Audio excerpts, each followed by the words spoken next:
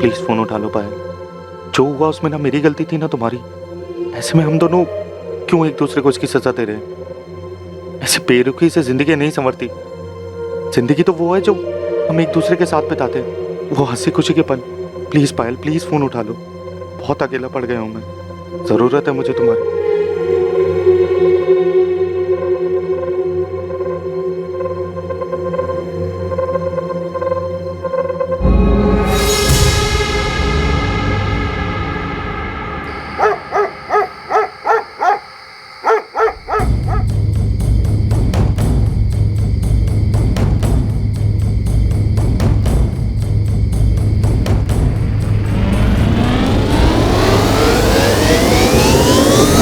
बेटा सुनील, राजुल, कृति कहाँ है?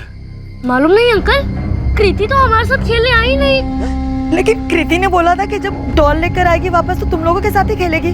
सुनील, राजुल, डॉल लेकर कृति कहाँ गई? तुम लोगों ने देखा क्या? देवेन, बच्चे मना कर रहे हैं ना, बोल तो रहे हैं कि कृति डॉल लेके यहाँ आई नहीं। लेकिन कृति तो बोलकर गई थी कि डॉल लेकर वापस आएगी तो तुम लोगों के साथ ही खेलेगी। पर कृति वापस आई ही नहीं आंटी, आप किसी से भी पूछ लो। किशोर साहब, हे प्रशांत, क्या हुआ? कृति मिली क्या? साहब इधर बाजू में जो बिल्डिंग बंद पड़ी है उसमें एक छोटी सी बच्ची की डेड बॉडी मिली है। ये देखिए साहब, वहाँ के वॉचमैन ने मोबाइल पे फोटो भेजा है। ये अपनी कृति जैसी लग रही है।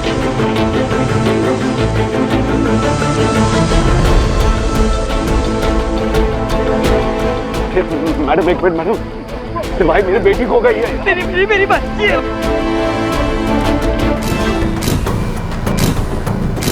बिल्डिंग का काम काफी टाइम से बंद है साहब। मैं यहीं झोपड़े में रहता हूँ साहब। सेठ ने बोला था कि अंधेरा हो जाए तो लाइट चालू कर देना। रोज की तरह सर मैंने आज भी लाइट चालू किया तो देखा वहाँ वो बच्ची पड़ी है साहब। ये लड़की जब अंदर आई तब तू कहाँ था? साहब मैं चाय नाश्ता करने गया था, बस 10 मिनट के लिए गया था साहब। तेरे चाय नाश्ता करते करते कोई लड़की को अंदर लेके आया, यहाँ पर ये सब हो गया और तुझे पता भी नहीं चला? ये सब 10 मिनट में कैसे हो गया बंसी? मुझे भी कुछ समझ में नहीं आ रहा साहब। साहब मैं कसम से बोल रहा हूँ, मैं बस 10 मिनट के लिए यहाँ से गया था। और कौन है यहाँ पे? और कोई नहीं साहब, मैं अकेला ही हूँ। सेठ को कितनी बार बोला कि यहाँ 2 लोगों की ज़रूरत है। अगर एक आदमी चाय पानी के लिए गया तो दूसरा आदमी कम से कम यहाँ रहेगा ना, पर वो सुने नहीं साहब। सब मैं सच बोल रहा हूँ साहब। आप बात कीजिए हमसे मैम। मैम, कोई और दिन होता तो कृति इस वक्त अपने दोस्तों के साथ सोसाइटी कंपाउंड में खेल रही होती, पर आज क्या हुआ था? क्या कृति कंपाउंड में वापस आई थी? क्या कोई उसे सोसाइटी के अंदर से ही लेकर गया था और फिर उस पर यह हैवानियत की थी? क्या किसी तरह का कोई उल्लंघन हुआ था? जी इंस्पेक्टर। सेवन मिला? जी नहीं, अक्यूज ने शायद कॉन्डोम यूज किया था। शायद नहीं, 100% उसने कॉन्डोम ही यूज किया था।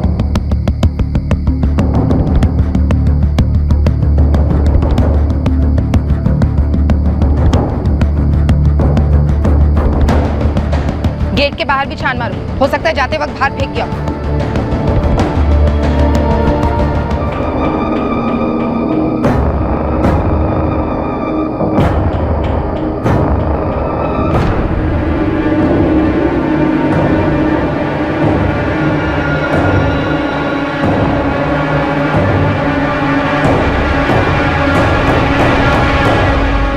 सुनो बेटा, ध्रुव भैया कहाँ हैं?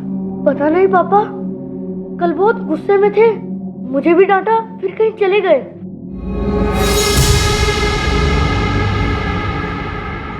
कृति, कृति।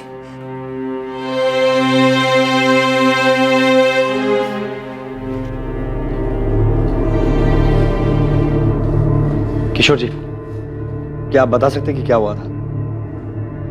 कृति अकेली कहाँ गई थी?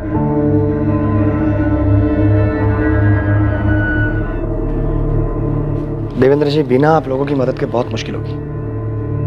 किसी को तो हमें पता ना होगा कि क्या हुआ था, क्योंकि कृति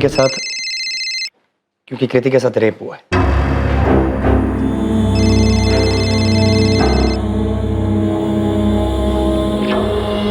लता, मैं बिजी हूँ, बाद में बात करता हूँ। आप फोन क्यों नहीं उठा रहे? मैंने बताया तो सही, मैं बिजी हूँ, इमरजेंसी है। और यहाँ नहीं है? शौर्य वेट कर रहा है आपका कब से। सब आ गए हैं, केक काटना है। तो उसे समझाओ मुझे लेट होगा, केक काट ले। सुरेश, आज बर्थडे है हमारे बेटे का।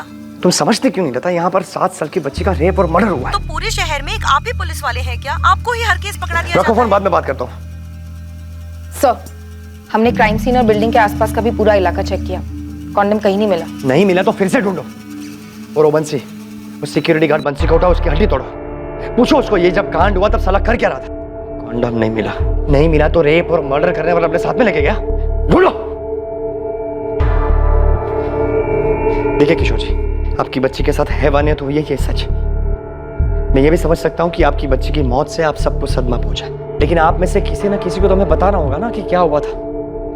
कृति कहाँ गई थी, किसके साथ गई थी, वापस क्यों नहीं आई?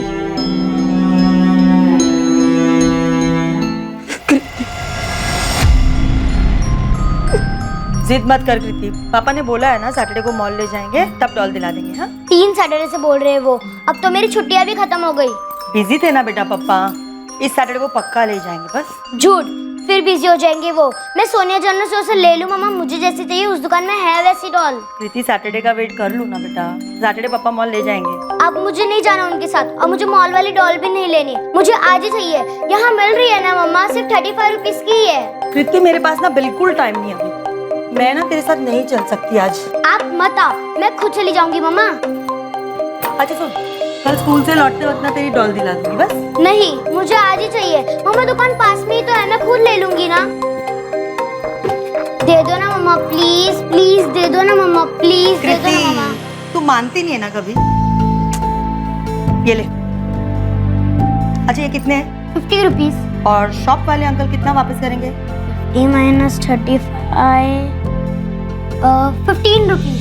करेक्ट। अब 15 रुपए और वो डॉल संभाल के लेकर आना, ठीक है? ठीक है मम्मा, मैं डॉल लेके सुनील और राजू के साथ कंपाउंड में खेलूंगी, उसके बाद ही आऊंगी। हाँ बेटा ठीक है, संभाल के जाना। और हाँ, सुनो, ठीक है, ज्यादा मम्मा। लेट मत करना। ठीक है मम्मा।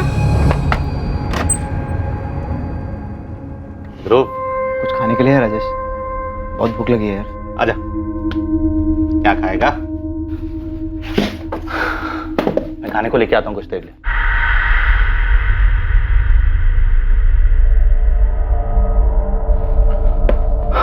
पानी लेके आता हूँ।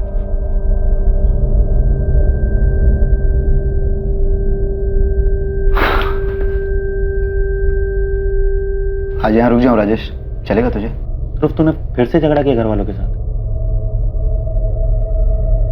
ठीक है, सो जाइए। मैंने कृति को सिर्फ जाते हुए देखा था। और वापस आते हुए? वापस आते हुए देखा कि नहीं? या हमारी नींद हराम हो गई है और तू सो रहा है? आप कल रात से बता रहा हूँ, मैंने वापस आते हुए नहीं देखा। आप सब एक ही बात कितनी बार पूछेंगे? जब तक तू सच नहीं बता देता तब तक। ध्यान से देख, ये सोसाइटी का गेट, यहाँ से ये 5 मिनट की दूरी पर है सोनिया स्टोर। 5:30 बजे कृति घर से निकली थी, वापस आने में ज्यादा से ज्यादा 15 मिनट जोड़ ले। 5:45 तक वो वापस आ जानी चाहिए थी। अब बता, आई थी कि नहीं? मैं 100 बार बोल चुका हूँ, मैंने उसे वापस आते हुए नहीं देखा। तो किसको देखा? कौन था उसके साथ? किसी को तो देखा होगा जिसके साथ कृति गई थी। ये देख, यहाँ से सोसाइटी के लेफ्ट में 5 मिनट की दूरी पर अंडर कंस्ट्रक्शन बिल्डिंग है, जहाँ से हमें बच्ची की लाश मिली। जो भी था तेरे सामने से कृति को लेकर गया था, तूने देखा कैसे नहीं? 100 बार बोल चुका हूँ साहब, मैंने किसी को नहीं देखा साहब। हाँ मैडम, हमने भी सुना, बच्चे के साथ जो कुछ भी हुआ सुन के बहुत बुरा लगा। हम यहाँ सांत्वना बटोरने नहीं आए हैं घनश्याम जी। ये बताइए, दुकान से बच्ची किसी के साथ गई थी? बच्ची तो अकेले आई थी और अकेले ही गई, कोई नहीं था उसके साथ। अंकल वो वाली डॉल दीजिए ना। ये लो बेटिया, ये लो। अंकल ये 50 रुपीज है और 15 रुपीज वापस दो। अरे वाह बेटा, तुम तो पूरा गणित करके आई हो। हाँ अंकल, 50 - 35 = 15 रुपीज। तो ये लो पूरे 15 रुपए। हाँ, मैंने उसे एक 10 का नोट और एक 5 का सिक्का वापस दिया था। बच्ची डॉल लेकर वापस चली गई। कहाँ गई थी? अपनी सोसाइटी में? नहीं मैडम, वो मैं नहीं देख पाया क्योंकि कस्टमर थे ना, उसमें बिजी हो गया था। अच्छा, सोसाइटी तक नहीं देखा होगा, लेकिन रास्ते में जाते वक्त उस पर नजर तो पड़ी होगी। कोई था उसके साथ? बोला ना मैडम, नहीं देख पाया। यहाँ किसी दुकान में सीसीटीवी है? मेरे यहाँ तो नहीं मैडम, किसी और के यहाँ तो मुझे नहीं मालूम। आसपास कोई एटीएम? हाँ, आगे जाकर राइट साइड में एक एटीएम है, लेकिन वो सोसाइटी की तरफ तो नहीं है।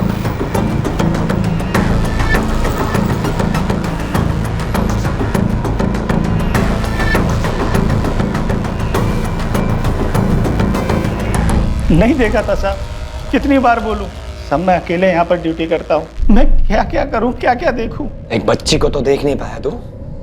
जरा बता, वहां बैठ के कौन से तीर मारते रहता है तू? क्या क्या नहीं करवाते हैं वो लोग मुझसे। पंप चालू करना, सोसाइटी के बच्चों का झगड़ा छुड़वाना, और उस झगड़े की भी जवाबदारी मेरी होती थी। लोग मेरे से बोलते थे कि तू ड्यूटी पर था तो झगड़ा कैसे हो गया। साहब, ऐसे में अगर कोई लड़की बाहर चली जाती है और ये सब हो जाता है तो उसका भी जिम्मेदार मैं ही। और ऊपर से बीवी का अलग चिल्लाना। कहती पूरे दिन क्या करते रहते हो, घर का काम क्यों नहीं करते।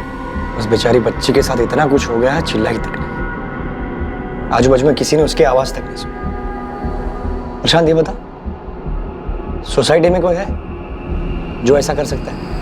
नहीं मालूम साहब। कृति के पापा किशोर का किसी से कोई लफड़ा? किशोर साहब के झगड़े के बारे में किसी और से सुनने की क्या जरूरत है। सोसाइटी में कोई भी बता देगा कि सबसे ज्यादा कौन चिल्लाता है। ये पीटर, ये पानी क्या तेरे बाप का है क्या?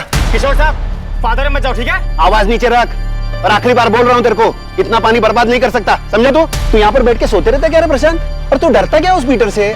वो एक एक गाड़ी पर 4-4 बाल्टी पानी डालता है, तू उसको बोलता क्यों नहीं कुछ? सब आप लोगों ने तो रखा हुआ है उसे गाड़ी धोने के लिए, अब मैं क्या बोलूं? तू किस चीज का पगार ले रहा है? हाँ, यहाँ पर काम करने वाला सब कुछ बर्बाद करके जाएगा, तू उसको बोलेगा नहीं कुछ?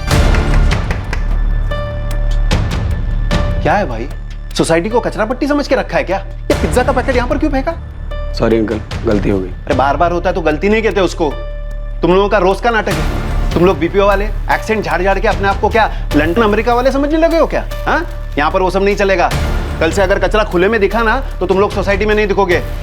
कृति के साथ जो हुआ, क्या वो उसके पिता किशोर साटम के व्यवहार और बात बात पर लोगों पर गुस्सा करने का नतीजा था? क्या कोई ऐसा था जो इस क्राइम के जरिए किशोर को चोट पहुंचाना चाहता था?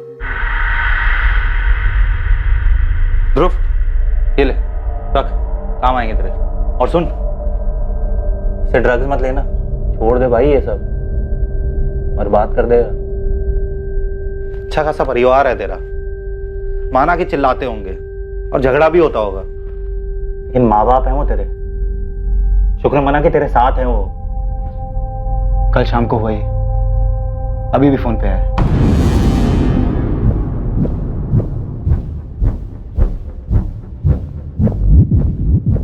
ये डॉल कितने की है? 50 रुपए की। नहीं है, थोड़ी और चाह लीजिए ना। हाँ। ए सुनील, इधर आ। कितनी बार बोला तेरे को ये लड़की लोग के साथ नहीं खेलने का? तो और किसके साथ खेलूं? और आपको क्या मतलब? फ्रेंड्स हैं हम, साथ में खेलते हैं, इसमें प्रॉब्लम क्या है? ये चुप कर कृति, तेरा बाप काफी है बोलने के लिए, उसकी जगह मत ले। मेरे पापा को कुछ मत बोलो। तू गया नहीं अभी तक? अभी जा रहा हूँ राजेश, शायद ज्यादा रात फिर आऊँ। अपने घर नहीं जाना चाहता यार।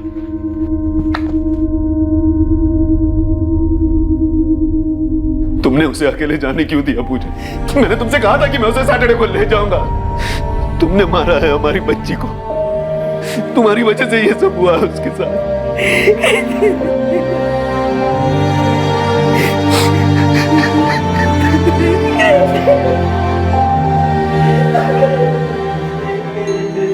ऐसे क्यों बोल रहे हो किशोर? क्या तुम्हें दिख नहीं रहा है कि पूजा खुद कितने सदमे में है? उसे अकेले जाने क्यों किया? उसे अकेले जाने क्यों किया? धीरज रखो किशोर, धीरज रखो। किशोर जी, किसी ने कृति को किसी के साथ जाते हुए नहीं देखा, लेकिन ये बात तय है कि कोई उसे ले जरूर गया था, कोई ऐसा जिसे वो जानती थी, और इसीलिए बिना शोर शराबा किए चुपचाप उसके साथ चली गई। ये 15 रुपए, ये 10 की नोट, 5 का सिक्का, उसे भी किसी ने हाथ नहीं लगाया। और कृति की डॉल, वो भी जैसी की तैसी वहीं पे थी। आपकी बच्ची के साथ बहुत दर्दनाक तरीके से रेप हुआ है किशोर जी, पर कुछ नहीं मिला। कॉन्डम यूज किया गया था, और ये काम किसी राह चलते पीडोफाइल या सेक्सुअल एडिक्ट ने नहीं किया। किसी ने जानबूझकर, सोच समझकर आपकी बच्ची को टारगेट किया। ये काम किसी ऐसे शख्स का हो सकता है जिसके मन में आपके प्रति बहुत गुस्सा था। शायद उस गुस्से के ज्वालामुखी का शिकार हुई आपकी बच्ची, ताकि दर्द आपको पहुंचाया जा सके। आप सही बोल रहे सर।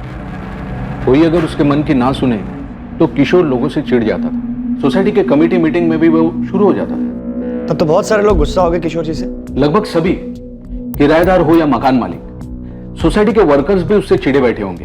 बस उसके बर्ताव की वजह से। प्रीति दुकान से डॉल लेकर निकली तो थी, लेकिन सोसाइटी तक पहुंची नहीं। कोई रास्ते में उसे बहला फुसलाकर पास वाली खाली बिल्डिंग में ले गया और ये किया। देवेंद्र जी, जाने अनजाने में किशोर जी ने किसी को बहुत गहरी चोट पहुंचाई होगी। भूपेन चौरसिया हो सकता है सर, हमारा पहला सिक्योरिटी गार्ड। प्रशांत से पहले वो था यहाँ। अभी कहाँ है वो? पता नहीं सर, लेकिन सोसाइटी की फाइल में उसके घर का एड्रेस मिल सकता है। और एक बात सर, छोटे बच्चों को लेकर थोड़ा विकृत टाइप का था ये भूपेन। जा घरी जा, जा जा जा, बाहर मत घूम, आईकडे जा। क्या कर रहा था बेसाले? हाँ, कुछ नहीं साहब, बच्ची चॉकलेट नहीं खोल पा रही थी तो उसे खोल के दे रहा। हमें लगा कि भूपेन की आदत थी बच्चों के साथ ऐसा करने की। जब प्रशांत ने मामला कमेटी के सामने रखा तो हमने उसे तुरंत भगा दिया। ये इससे पहले भी कोई बच्चों के साथ ऐसा बर्ताव किया उसने? किया ही होगा, लेकिन उस दिन तो पकड़ा गया ना। कहाँ मिलेगा ये भूपेन?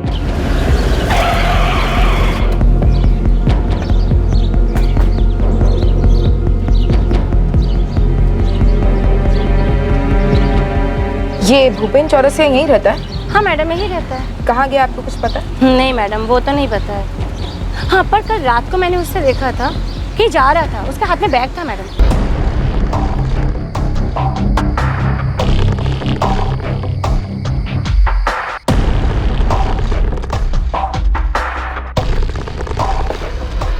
ये रे भूपेन चौरसिया की फाइल और ये उसकी फोटो। एक स्ट्रॉन्ग सस्पेक्ट है सर, रात को घर से भागा भी है। हम पता लगा रहे हैं कि वो कहाँ जा सकता है। सिर्फ पता मत लगाओ सुरेश, पकड़ो उसे जल्दी से जल्दी। उसके अलावा कोई है लिस्ट में? नहीं सर, अभी तक तो कोई नहीं, लेकिन इन्वेस्टिगेशन जारी है। जल्दी पेश करो उसे और फोटो भेजो उसकी अभी। मुझे 1 घंटे में प्रेस के सामने जाना है। पर सर अभी कुछ कंफर्म नहीं है, सिर्फ सस्पेक्ट है वो। तुम फोटो भेज दो सुरेश। मीडिया वालों का शोर नहीं सुनाई दे रहा तुम्हें? प्रेस के सामने कोई चेहरा तो रखना होगा ना, वरना उनके शोर से कितने कान खड़े हो जाएंगे तुम जानते हो। जी सर। सर, ये गार्ड भूपेन चौरसिया कल रात ही निकला है, ज्यादा दूर नहीं गया होगा। जौनपुर है इसका गांव। वहां जाने वाली कल रात की सारी ट्रेन में सर्च जारी है। सर, जल्दी पकड़ो इस भूपेन को। Yes sir.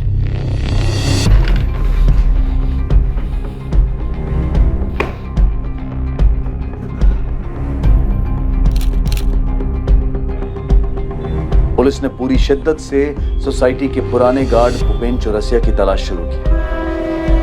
मुंबई से उत्तर प्रदेश जाने वाली सभी ट्रेन्स में भूपेन को ढूंढने की खबर पहुंचा दी गई। इलाके की हर दीवार पर भूपेन का चेहरा था। पुलिस ने उसके लिए हर संभव जगह पर जाल बिछा दिया था।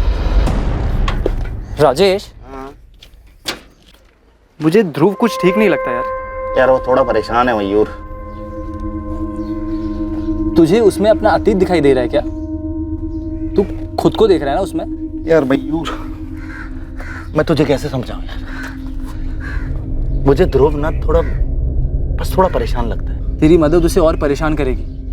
तेरी मदद के पैसे से वो ड्रग्स लेता है, इतना तो तुझे भी समझ में आता होगा। तू ही बता, ड्रग्स ने किसकी परेशानी दूर की है जो उसकी करेगी? यार मुझे नहीं पता यार मयूर। ऐसे ना उसकी परेशानी खत्म होगी ना तेरा दुख कम होगा। तुझे लगता है ये दान धर्म करने से तुझे उस दर्द से आराम मिल जाएगा जो तेरे माँ बाप ने और पायल ने तुझे दिए? हाथ कैसे लगाया तुमने? हिम्मत कैसे हुई तुम्हारी? जा निकल जा इस घर से। चली जाऊंगी, लेकिन तुमसे बदला लेने के बाद जैसे तुमने मेरी जिंदगी तबाह कर दी, मैं भी नहीं छोड़ूंगी। तेरी जैसी अड़ियल के साथ शादी करके मैंने अपनी जिंदगी बर्बाद कर ली। तो किसी और के साथ करने वाले थे?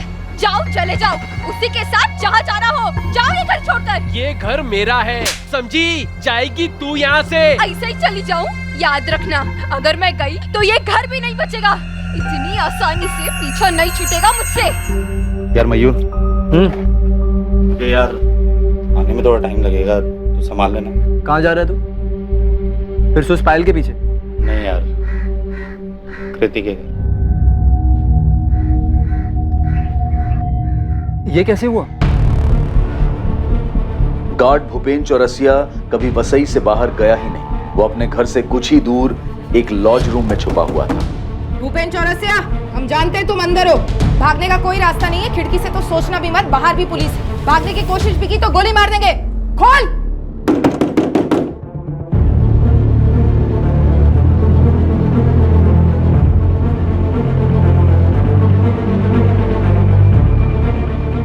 कृति नहीं रह पाए, किसी ने उसका रेप करके मार दिया उसको। मुझे क्यों बता रहे हो राजेश? मुझे नहीं सुनना कुछ भी। तुम समझते क्यों नहीं हो? हमारे बीच जो भी था वो सब खत्म हो चुका है। मुझे फिर से इन सब चीजों में नहीं पड़ना। मैं तुम्हें ब्लॉक कर रही हूँ। ये लीजिए गर्मा गर्म पॉपकॉर्न। मैं अपना टैक्स दो। भैया आप कोई भी गाड़ी ठीक कर सकते हो? हाँ, कोई भी गाड़ी, स्कूटर, मोटरसाइकिल, कोई सी भी मशीन ठीक कर सकता हूँ मैं। तो मेरी 2-3 डॉल्स ठीक कर दोगे? टूट गई है वो। बिल्कुल मैडम, आपकी सारी डॉल्स ठीक कर देंगे। तो फिर पक्का? पक्का। और अगर हम नई डॉल ले ले तो? वाह, दिला दो ना, मेरे पास एक सेट कम है, अभी एक नई वाली आई है। तो ठीक है, हम कल ही चलते हैं, मैं कल ही दिला देता हूँ। यस। पायल, तुम्हें बच्चे पसंद है ना?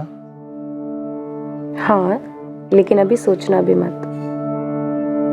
अरे अरे क्या मतलब? अभी मैं 22 साल की हूँ, कम से कम 5 साल तो बिल्कुल भी नहीं। उसके बाद फिर देखेंगे क्या करना है। तुम इतना टाइम लोगी? फिर तो मुझे 2-3 चाहिए। 3? बिल्कुल भी नहीं। खिलाओगे क्या उन्हें और पढ़ाओगे कैसे? महंगाई देखिए कितनी है। तुम उन सब की चिंता मत करो ना, मैं कमाऊंगा भी तो। देखो तुम ये सब टेंशन छोड़ो, हम अच्छे से पाल लेंगे उन्हें। पायल, मुझे ना कृति जैसी बेटी चाहिए। कितनी प्यारी है ना वो। किशोर भाई जैसे भी है, चिड़चिड़े, खड़ूस, मगर पूजा भाभी और वो एक दूसरे के साथ कितने खुश हैं।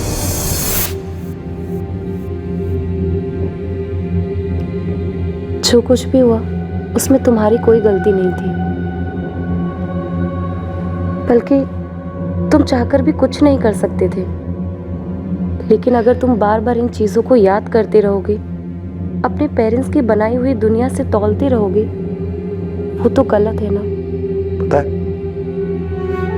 एक भी दिन ऐसा नहीं जाता था जब मैं रोता नहीं था, डारा सहबा नहीं रहता था। जरूरी तो नहीं ना राजेश, जो पहले हुआ वो आगे भी हो। तुम्हारी पूरी जिंदगी पड़ी है और फिर मैं भी तो हूं ना तुम्हारे साथ। पहले क्या हुआ, इन बातों को सोचकर खुद को तकलीफ देने से बेहतर है हम आगे की सोचें।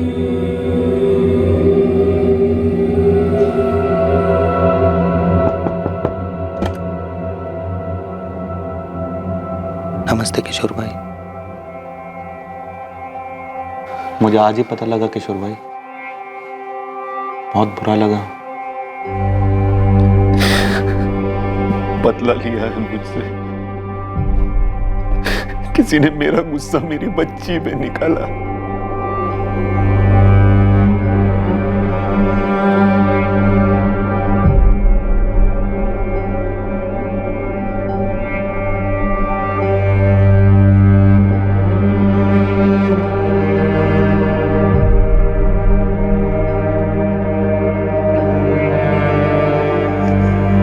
फोन क्यों कर रहा है राजेश? कैसी है तू? मैं ठीक हूँ, पर तुझे क्या चाहिए अब?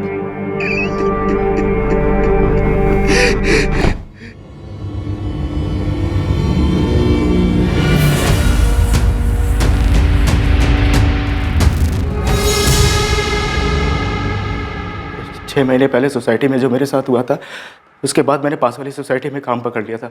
मैंने कुछ नहीं किया साहब। तू भागा क्यों? मैं डर गया था साहब। उस दिन किशोर साहब से जो मेरा झगड़ा हुआ था, मुझे लगा सोसाइटी में सब लोग मुझ पे शक करेंगे, इसलिए भाग गया था साहब। तू भागा इसलिए क्योंकि तूने किया है और तू जानता था कि हम कुछ तक पहुंच जाएंगे। साहब मैंने कुछ भी नहीं किया साहब। मान ले भूपेन, वरना मैं 4 गवाह खड़े कर सकता हूँ जिन्होंने तुझे कृति के साथ देखा था। साहब कैसे मालूम है, जब मैंने कुछ किया ही नहीं, और सब बच्ची थी। जो आप इंसान मुझ पे लगा रहे हैं, उसे सोच के भी घिन आती है। नया क्या तेरे लिए? सोसाइटी की छोटी बच्चियों को गोद में बिठा के क्या करता था तू? सब कसम खा के कह रहा हूँ साहब, उस दिन किशोर साहब को बहुत बड़ी गलती हो गई थी साहब। साहब मैं सिर्फ बच्ची को खिला रहा था साहब। कृति को भी खेलने के बहाने ले गया था ना? साहब मैं कभी किसी को खुद से नहीं बुलाता साहब। वो सोसाइटी वाली बच्ची नीलम खुद चल के मेरे पास आई थी, चॉकलेट लेकर। पन्नी नहीं खोल पा रही थी।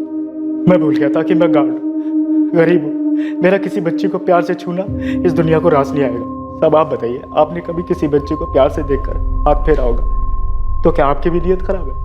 नहीं ना साहब, ये सारे बहुत अजीब लोग हैं। पुलिस हो या गार्ड, जो इनकी रखवाली करता है, इनके लिए जागता है, उन्हीं से दूर भागते हैं, उन्हीं पे शक करते हैं। साहब मैं 6 साल की बच्ची का बाप हूँ। मेरा परिवार जौनपुर में रहता है। इतनी आमदनी नहीं है कि मैं उन्हें यहाँ रख सकूँ साहब, इसलिए इन बच्चों को मैं खिला लेता था और इन बच्चियों में मैं अपनी बिटिया को देखता था साहब। अब इन्हें क्या समझा, क्या कहे इन्हें साहब, और मैं क्या सफाई दूँ अपनी साहब? भूपेन चौरसिया के नाम पर कोई कंप्लेन नहीं है सर, कोई हिस्ट्री नहीं है। उसकी नहीं सोसाइटी में पूछा? सब क्लीन है सर, उल्टा वो तो उसके काम से बहुत खुश है, भरोसा करते हैं उसे। हमने भूपेन के घर के आस पड़ोस में भी पूछताछ की, उसकी नेबर गंगा का भी यही कहना है कि अच्छा आदमी है। तो क्या समझे, डर के भागा था? हो सकता है सर। मतलब कोई और है जिसने उसका गुस्सा किशोर की बच्ची पर निकाला? शायद कोई जो हमारे सामने ही है पर अभी तक हमें नजर नहीं आया। कोई अनजान आदमी तो नहीं है सर, ना ही किसी राह चलते सरफेरे का काम लगता है। ना बच्ची का चेहरा बिगाड़ा गया, ना उसके कपड़े इधर उधर हुए।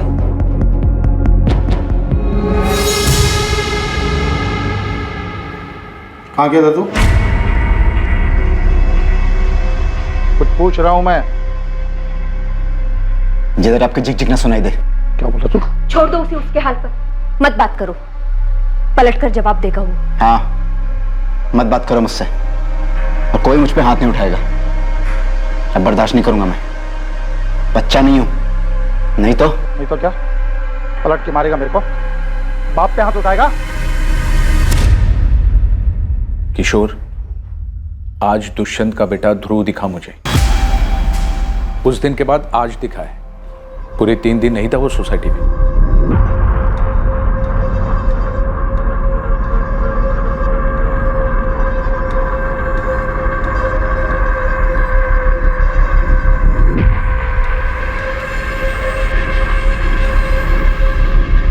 अरे अंकल, अपना काम करो ना, आपके पैसे भेज रहा हूँ क्या? अरे यहीं से फेंक दूंगा नीचे। चल उठ, चल तू दुष्यंत के पास। आज तुझे बताता हूँ किसके पैसे पे जी रहा है तू। अरे क्यों टांगा डालो मेरी लाइफ में? आपके घर पे करता हूँ क्या? कमरे का पैसे लेके आ। कृति के पिता किशोर साटम ने एक 21 साल के लड़के को सोसाइटी के टेरेस पर ड्रग्स लेते हुए पकड़ा था। इसके अलावा हाल ही में हुई ऐसी बहुत सी घटनाएं थी जो इस बात की ओर इशारा कर रही थी कि कृति के साथ जो हुआ था वो उसके पिता किशोर साटम को दर्द देने के लिए किया गया था।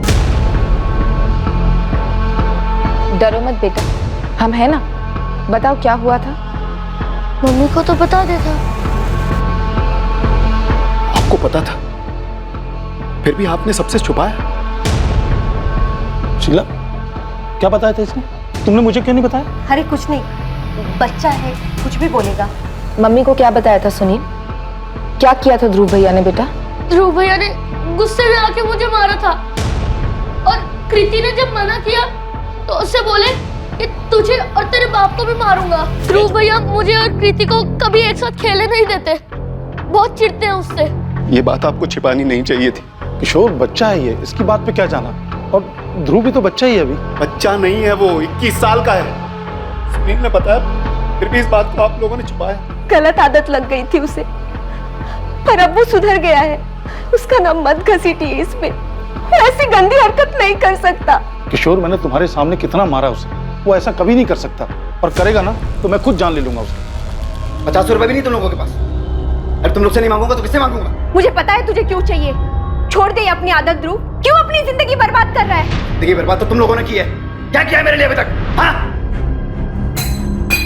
2 जुलाई 2019 कृति के साथ हुए दर्दनाक और हिंसक हादसे से एक दिन पहले ध्रुव की अपनी मां से पैसों को लेकर लड़ाई हुई थी। पैसा नहीं मिलने पर वो घर छोड़कर चला गया था। ध्रुव की सुनील और कृति से नोकझोंक भी उसी दिन हुई थी।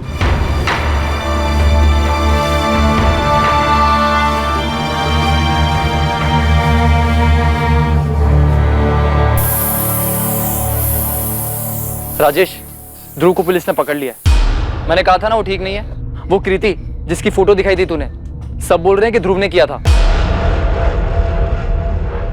गुस्सा निकाला था मैंने, तो क्या हुआ? अपने भाई को भी तो डांटा था। मुझे कृति पर रोज गुस्सा आता था। जब भी उसे अपने भाई के आसपास देखता, और नहीं भी देखता तो मुझे उसमें किशोर दिखाई देता। अब सुकून मिल गया तुझे अपना गुस्सा उस पर उतर कर? हाँ मिल गई। तूने ऐसा क्यों किया ध्रुव? वो सिर्फ साथ की थी, उसे तो भला बुरा भी समझ में नहीं आया होगा। क्यों ध्रुव, क्यों? सिर्फ उसके बाप पर गुस्सा था इसलिए? मुझे उस बच्ची से कोई मतलब नहीं था। मैं तो सिर्फ किशोर से बदला लेना चाहता था। मैं अपने भाई को उसकी बेटी के साथ नहीं देख सकता था। बेवजह पीछे पड़ गया था मेरे। मैं जो कर रहा था टेरिस के कोने में कर रहा था, उसे क्या मिला मेरे घर जाकर? ये सब करने के बाद तूने कॉन्डम कहां पे फेंका? कॉन्डम?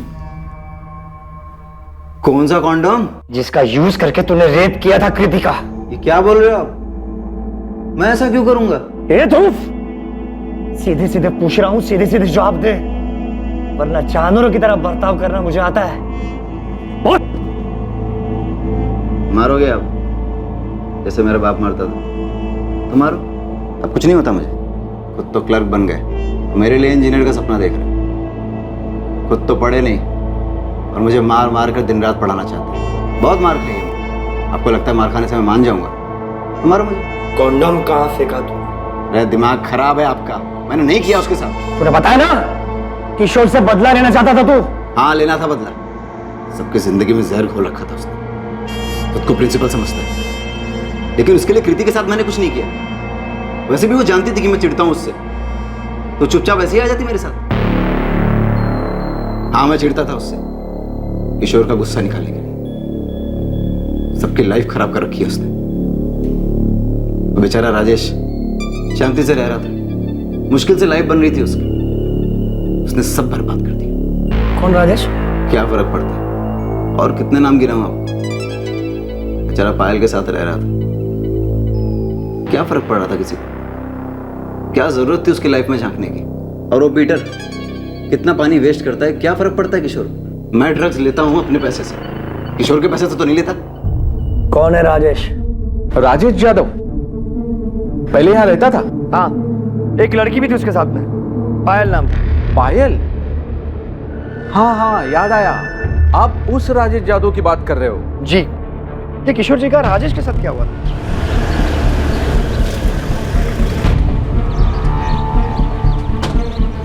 राजेश यादव। जी मैडम। चलो, तुमसे कुछ पूछना है।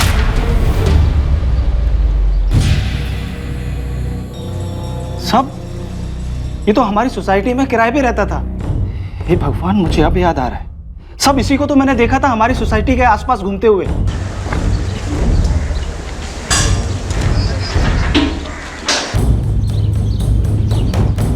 दो तीन बार दिखा था गेट के बाहर, पता नहीं क्या कर रहा था।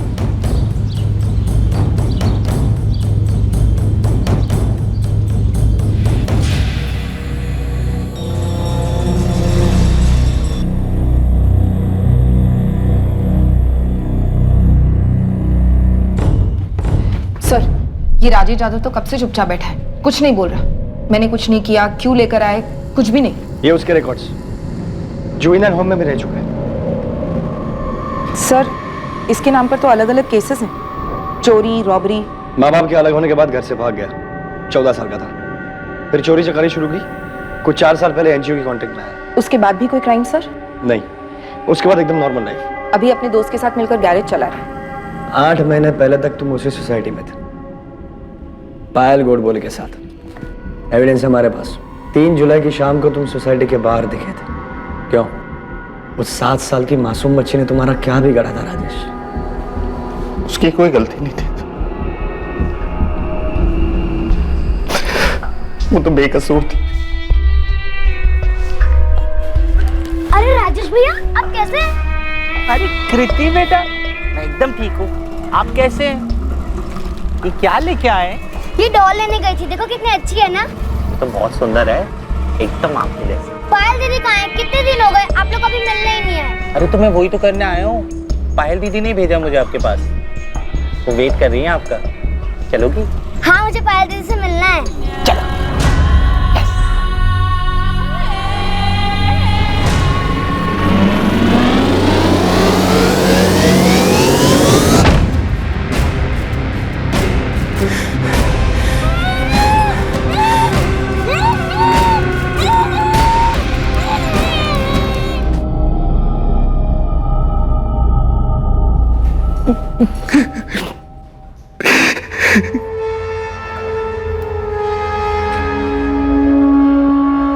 ये राजेश ठीक ठाक लड़का है, कल शाम को मिला था, थोड़ी ड्रिंक्स ली हमने साथ में। अच्छा लड़का है वो। मैंने बोला उसको जल्दी से बच्चा कर लो, पायल के साथ फैमिली कंप्लीट हो जाएगी। बात तो सही है तुम्हारी, लेकिन पहले दोनों को शादी तो कर लेने दो। शादी तो कर लेने दो मतलब क्या बोल रही हो तुम? अरे बिना शादी के बच्चा करेंगे तो लोग क्या बोलेंगे? तो क्या वो दोनों शादीशुदा नहीं है? हाँ पूजा। अभी तो नहीं हुई शादी, लेकिन 1-2 साल में कर लेंगे ऐसा बोल रहे थे। और तुम ये सब कब से जानती हो? बहुत पहले से। पर तुम क्यों उनकी लाइफ में इतनी दिलचस्पी ले रहे हो? अगर ये मैरिज सर्टिफिकेट दिया है सोसाइटी को उन लोगों ने, उनके मकान मालिक प्रताप ने भी कहा कि उनकी शादी हो गई है, वरना कमिटी रहने थोड़ी ना देती उन्हें। म्हणूनच सांगितलं असेल ना, इसीलिए बोला होगा कमिटी में। कि तुला कळतंय का? सिर्फ बोला नहीं है, सर्टिफिकेट दिया उन्होंने। जाऊ द्या ना, अच्छे लोग हैं वो लोग। तो क्या वो हमको धोखा देंगे? रियली सॉरी देवेंद्र भाई। किशोर भाई सच में हम लोगों ने बहुत कोशिश की, लेकिन हम लोगों को कोई फ्लैट नहीं मिल रहा था। तो आ गए यहाँ पर गंदगी फैलाने को? हाँ? ये जाली सर्टिफिकेट बनाया क्या तूने? लेकिन हम लोग 1-2 साल में शादी कर लेंगे। प्रताप शिंदे बोल रहे हैं उनको भी नहीं पता ये सब। वो उनको भी नहीं बताया था हमने। क्या? अरे पायल, इसके घर वालों का कोई आता पता है नहीं, तुम्हारे घर वालों को मालूम है क्या? हाँ? नंबर दो उनका, मैं ही उनको बताता हूँ क्या कर रही हो तुम यहाँ पर। किशोर भाई क्या कर रहे हैं? क्यों कर रहे हैं? ऐसा मत कीजिए ना, प्लीज प्लीज। किशोर भाई, किसी को आज तक कोई परेशानी नहीं हुई हमारे रहने से। हमारी एक छोटी सी लाइफ है, शांति से रह रहे हैं हम लोग यहाँ पर। हमने कोई क्राइम नहीं किया है। कुणाला माहित क्राइम किया है कि नहीं? झूठ बोल के इतने दिनों से रह रहे ना यहाँ पर, पता नहीं क्या क्या चल रहा है यहाँ। राजेश, ये फेक मैरिज सर्टिफिकेट बनाना क्राइम है, ऊपर से हमें जो चीट किया वो अलग। फ्रॉड है ये, फ्रॉड। देवेंद्र भाई समझो ना, हमने बहुत कोशिश की, हमें फ्लैट नहीं मिला, वरना हम ऐसा क्यों करते? अरे ऐसे बिना शादी के काय को चाहिए फ्लैट तुमको? हाँ? और पता नहीं क्या क्या चल रहा था यहाँ पर, कोई धंधा वंदा तो नहीं चालू किया? ये ज्यादा हो रहा है किशोर भाई, ऐसी बातें क्यों कर रहे हैं आप? पिछले 2 साल से मैं और पायल साथ में, और 2 साल में हमारा शादी करने का प्लान भी है। शादी करने का प्लान है? अरे बोरिया बिस्तरा बांधो और निकलो यहाँ से। हाँ, फैमिलीज रहते हैं, ये धंधा कहीं और जाके चलाओ।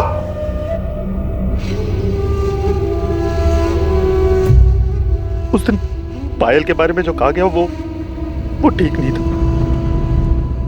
उस इंसिडेंट ने पायल को तोड़ दी। गलती कोई भी करेगा, लेकिन अंजाम हमेशा मैंने भुगता है। सोसाइटी के उस इंसिडेंट के बाद पायल ने मुझे छोड़ दिया। इसमें मेरी क्या गलती थी? मेरे माँ बाप ने अपनी नई लाइफ शुरू कर दी, पीछे अपने बच्चे को भूल गए। उनके जाने के बाद बस एक पायल ही थी जिसने मुझे संभाला हुआ था। मैं एक इज्जत की जिंदगी जीना चाहता था सर, लेकिन किशोर सतम ने उसने सब बर्बाद कर दी। प्रीति बच्ची थी सर, मैं उसके साथ ये सब नहीं करना चाहता था, लेकिन मैं उस किशोर सतम को सबक सिखाना चाहता था, एक ऐसा सबक जिसे वो कभी ना भूल पाए, जैसे मैं कभी नहीं भूलूंगा। और ऐसा करने से क्या मिल गया तुझे? तेरे माँ बाप मिले, पायल वापस आई, कुछ तो सोचना चाहिए था। उस बच्चे ने तुम्हारा क्या बिगाड़ा था?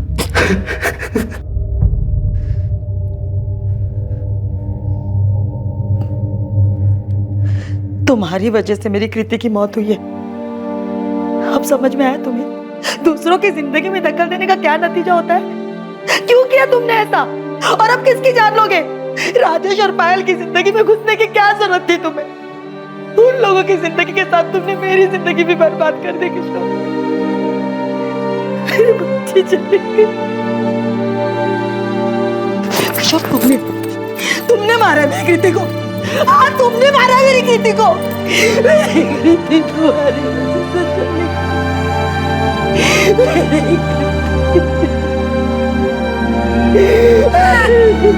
मेरी बच्ची।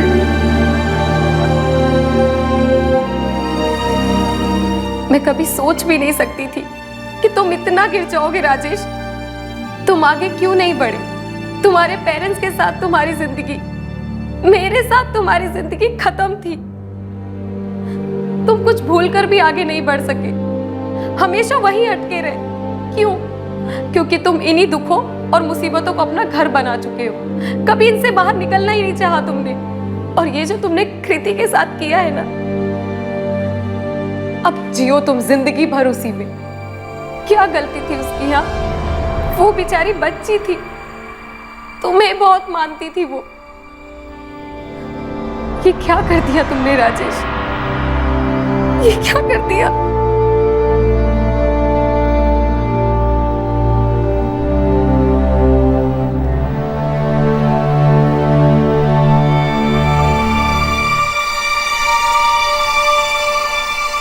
चार्जशीट तैयार है सर।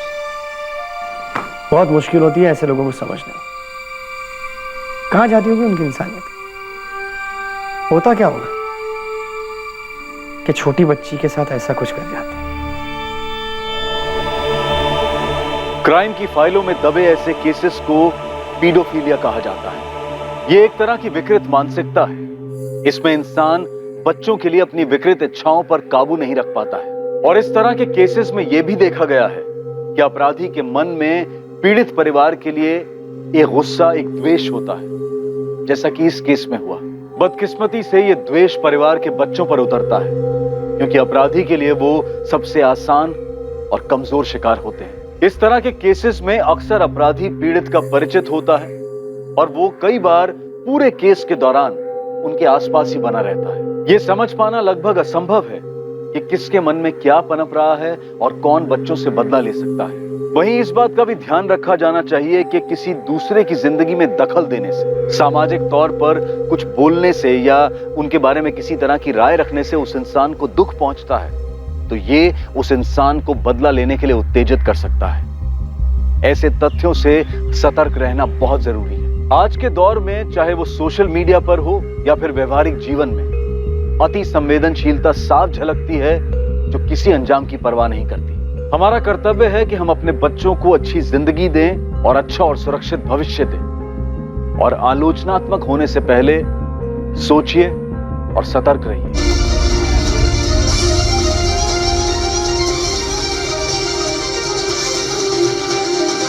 ये कोई साधारण विष की दुर्गंध नहीं। अरमान, बोला था ना टीवी बंद करो। आपा पढ़ रही है ना? जो कि केवल विष अमृत के पहाड़ से ही प्राप्त किया जा सकता है। लेकिन रानी परी, हम तो विष का अमृत ले आए थे पहाड़ से। अरमान, टीवी बंद करो। अब्बू प्लीज थोड़ी देर आओ।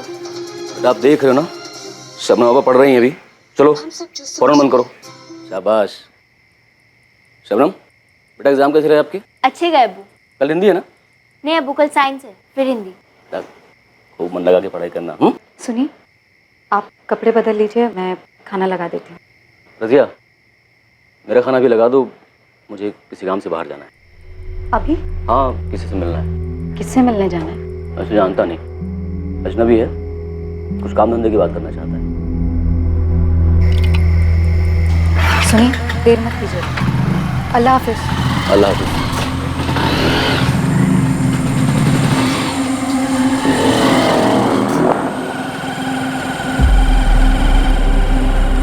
किसी को पता नहीं था कि यह आखिरी बार था जब अफजल अपने घर से निकल रहा था।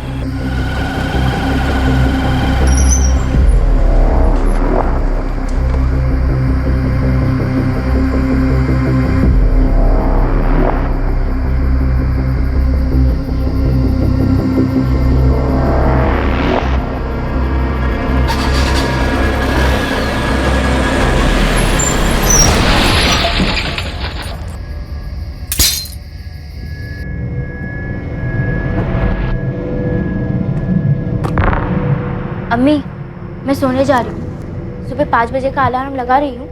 अगर मेरी आँख ना खुले ना तो आप उठा देना।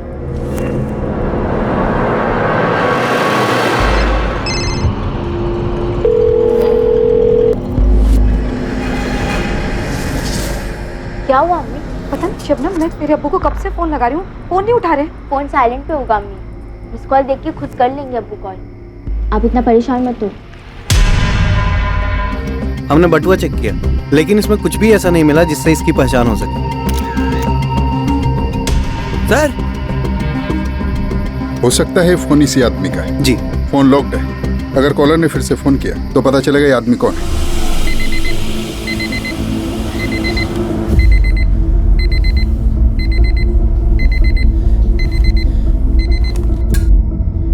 शबनम, शबनम उठ, मुंह धो ले, पढ़ने बैठ जा। अब्बू आ गए? नहीं। नहीं?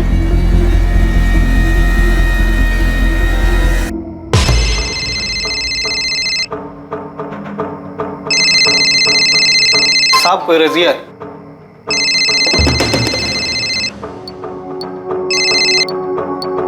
हेलो अफसर, कहाँ हैं आप? मैं रात से फोन ट्राई कर रही हूँ, फोन ही नहीं उठा रहे। मैं पुलिस सब इंस्पेक्टर संतोष बोल रहा हूँ, मिलन नगर थाने से। पुलिस? ये अफसल कहाँ है? आपके पति का एक्सीडेंट हो गया, बस आप हॉस्पिटल आ जाएं जल्दी। क्या?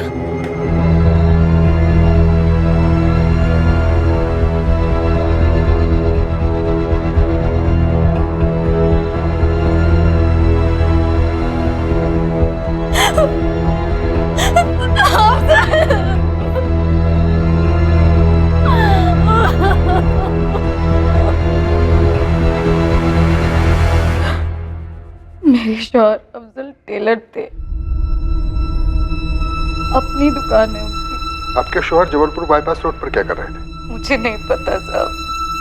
कल शाम में अफजल घर आए, खाना खाया और फिर बाहर चले गए। बस इतना ही कहा कि मैं जानता नहीं, अजनबी है, कुछ काम धंधे की बात करना चाहता है। हमने अभी हिट एंड रन का केस रजिस्टर किया है। ये कुछ सामान है उनका जो उनकी बॉडी से मिला। इन्ना लिल्लाहि व इन्ना इलैहि राजिऊन।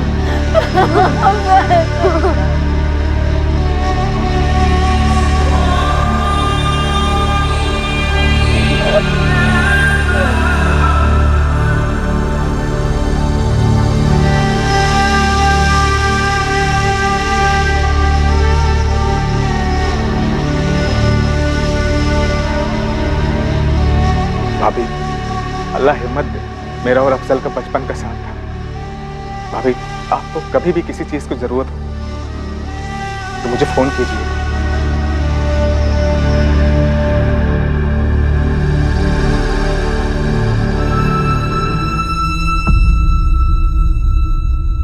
किसके दिल में क्या है, कौन अपने दिल में आपके लिए बैर रखे हुए है, ये कोई नहीं कह सकता। एक रात में एक परिवार उजड़ गया। एक रोड एक्सीडेंट में अफजल शेख की ऑन द स्पॉट मौत हो गई, लेकिन उसकी बीवी रजिया शेख को यह शक था कि उसे मारा गया है। क्या यह सिर्फ एक वहम, सिर्फ एक रोड एक्सीडेंट था या फिर एक मर्डर? साहब, मुझे लगता है कि अफजल उस रात जिस अजनबी आदमी से मिलने गए थे, उसने जानबूझकर उन्हें कुचल दिया। लेकिन अभी तो एक्सीडेंट ही लग रहा है। पोस्टमार्टम में कुछ आया नहीं। जहाँ एक्सीडेंट हुआ वहाँ CCTV नहीं था, पर किसी ने कुछ देखा नहीं, कुछ बताया नहीं। आपका कहना है वो अजनबी था, पहली बार मिलना। आपके पति के कॉल रिकॉर्ड्स में भी कुछ नहीं मिला, तो भला अजनबी ऐसा क्यों करेगा? साहब, ये आप पता लगाइए। मेरे पति की किसी से कोई दुश्मनी नहीं थी। दुश्मनी नहीं थी तो कोई मर्डर क्यों करेगा? जरा सोचिए इस बारे में। कत्ल ना से एक्सीडेंट तो है, और मैं चाहती हूँ कि ये जिस किसी ने भी किया उसे कड़ी से कड़ी सजा मिले।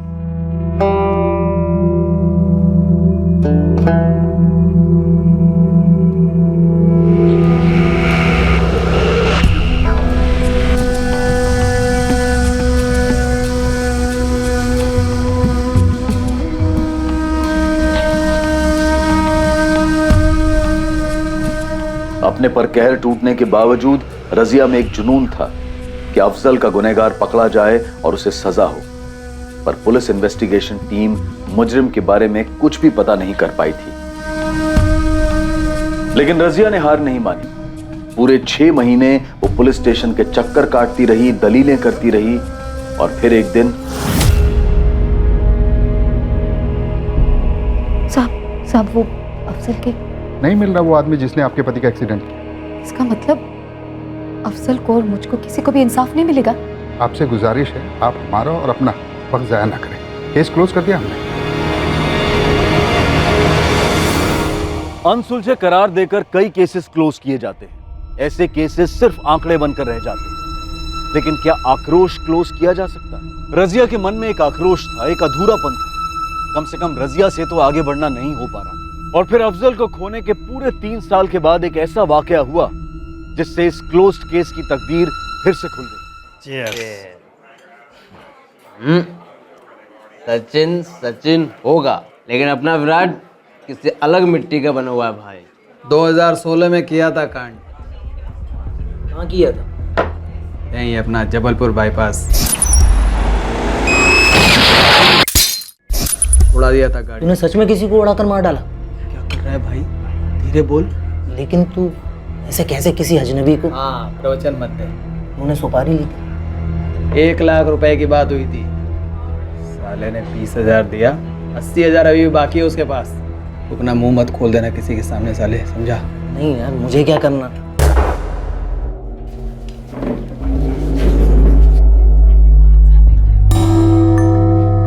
पंकज भाई, अरे यार बबलू आ जा रहे हो यार। बबलू, ये तो पार्टी शुरू हुई है। बबलू तू पी। पंकज भाई,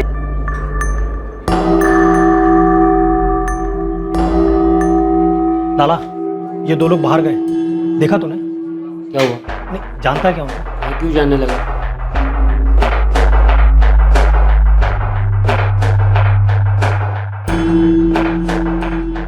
ये इन्फॉर्मेशन कितनी सही है? खबरी के कान कभी धोखा नहीं देते साहब। वो बंदा पक्का सुपारी की ही बात कर रहा था। तूने आगे कुछ की? उस बंदे को ढूंढने की कोशिश की? किया ना साहब, पूरा हफ्ता रोज चील की तरह ठेके पे नजर रखी मैंने, लेकिन वो दोनों बंदे फिर आए ही नहीं। कौन से गैंग के लिए काम करता है? पुलिस के गैंग के लिए। पुलिस का खबरी हूँ। तो उन्होंने कोई कांड किया क्या? कांड नहीं तो अपना काम नहीं। मेरा काम करें लाला, मेरा नंबर ले, और वो दोनों यदि यहाँ दोबारा दिखे ना तो उनकी फोटो खींच, उनका डिटेल निकाल और मुझे बता। लाला ने अभी तक कोई फोन नहीं किया? नहीं किया सर। उसका आर्टिस्ट के साथ बैठकर स्केच बनवा सकता है, जिसे तूने देखा? जो बंदा डींग हाँक रहा था उसका चेहरा तो नहीं देख पाया, लेकिन हाँ ये दोबारा टकरा जाए ना, दिमाग की घंटी जरूर बजेगी। जगह कौन सी बताई जहाँ उसने किसी को कुचला था? जबलपुर बाईपास के पास, 2016 में। हम तब के केसेस खंगालेंगे, लेकिन पंकज, तूने जिनकी बातें सुनी उन्हें ढूंढना जारी रख। जी साहब। मिश्रा, कातिल आजाद घूम रहा है, मतलब केस अनसुलझा रहा होगा और क्लोजर रिपोर्ट फाइल हुई होगी। एक काम करो, तुम और आसमा 2016 में जबलपुर बाईपास पर जितने भी एक्सीडेंट केसेस हुए सबकी फाइल मंगवाओ।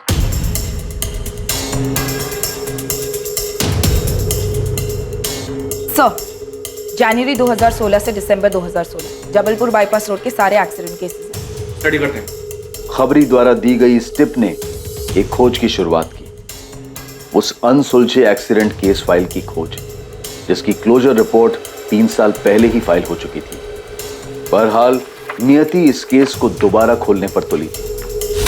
सर, पंकज की टिप से मैच होते हुए 2 केसेस मिले हैं। पहला केस एक अज्ञात औरत का है, वो जबलपुर बाईपास रोड के पास मरी हुई मिली थी, लेकिन उसकी कभी पहचान नहीं हो पाई। दूसरे केस में पहचान हो पाई सर, कोई अफजल शेख था 2 व्हीलर पर। हिट एंड रन का केस रजिस्टर हुआ था पर कभी सॉल्व नहीं हुआ। क्लोजर रिपोर्ट फाइल की गई। गुड। और एक बात सर, इस अफजल की पत्नी रजिया शेख ने स्टेटमेंट दिया है कि अफजल उस रात को किसी अजनबी से मिलने के लिए जा रहा था। उसने कहा सर कि उसे भी शक है कि एक्सीडेंट का केस नहीं है, किसी ने मर्डर किया उसके पति का। लगता है वही केस है। इस रजिया शेख को ट्रेस करो। अरमान रुक, टिफिन रखने दे। अब्बू लेट हो रहा है। हाँ बेटा आया। चलो। सुनिए, आपका भी टिफिन रेडी है, ले जाओ। हाँ, अच्छा सुनो, बाजार से कुछ लाना? नहीं, कुछ नहीं लाना। अब्बू चलिए। हाँ, आप लोग जाओ। बाय बाय अम्मी। बाय बेटा।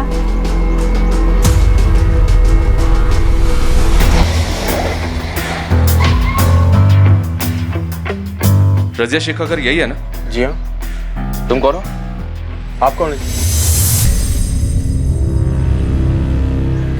सर, मैं रजिया का शौहर सदाब खान। क्या बात है? तो अफजल शेख? जी, अफजल मेरे पहले शौहर थे। 3 साल पहले एक्सीडेंट में उनकी मौत हो गई। कुछ पता चला किसने किया था? आप बच्चे को स्कूल छोड़ने जा रहे हैं? आप बताएंगे भी कि क्या पता चला?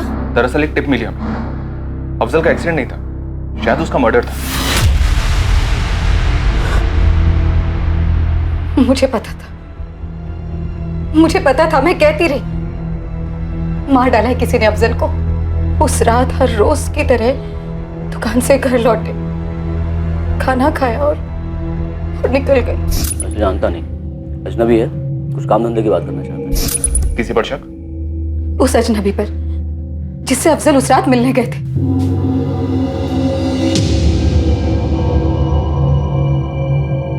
शादाब, आप करते क्या हैं? सर वो मेरी स्टेशनरी की दुकान है। आप दोनों कैसे मिले? हम पड़ोसी थे। अफजल की मौत और मेरी बीवी फातिमा से अलग होने के बाद हम दोनों अकेले हो गए और पिछले साल हमने शादी कर ली।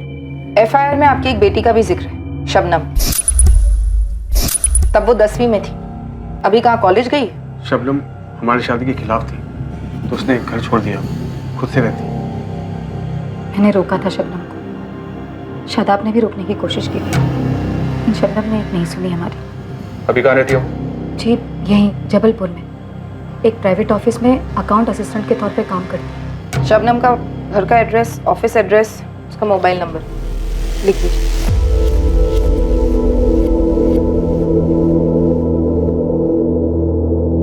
शादाब, ये सब क्या है? पता नहीं रजी।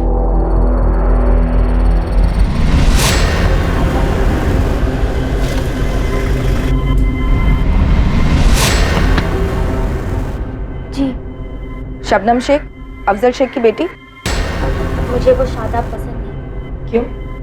कुछ किया है उसने तुम्हारे साथ? नहीं, ऐसा कुछ नहीं। हम तुम्हारे अब्बू का एक्सीडेंट केस फिर से ओपन कर रहे हैं। हमें शक है कि उनका एक्सीडेंट नहीं हुआ था, कत्ल हुआ था। कत्ल?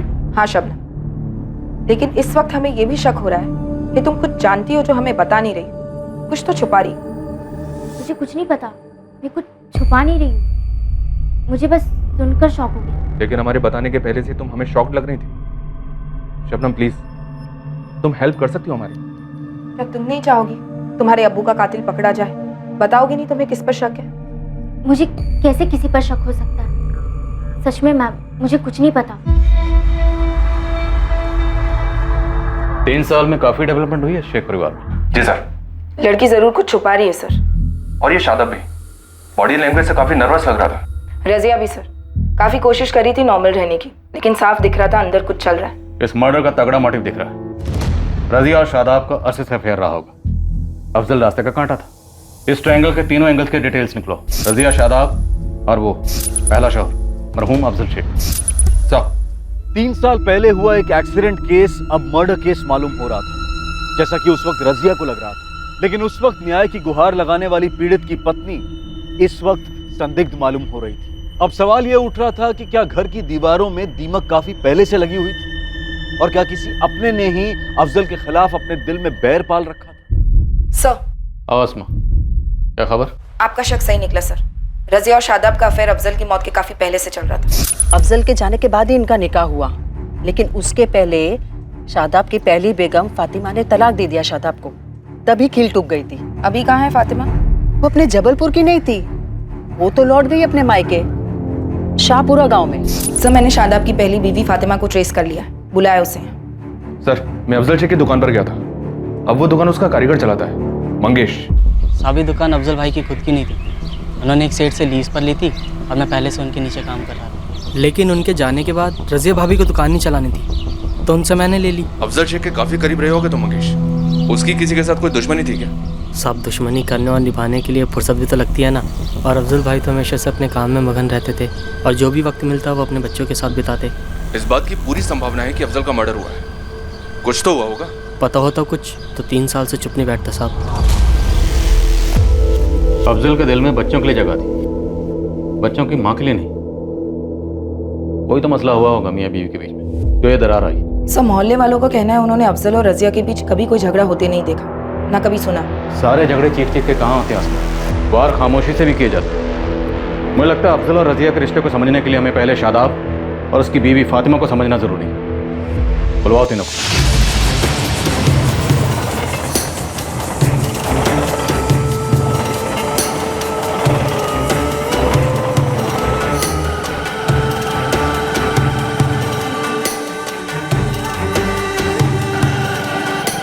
शादाब और मेरी शादी हमारे घर वालों ने तय की थी, अरेंज्ड कहते हैं जिसे।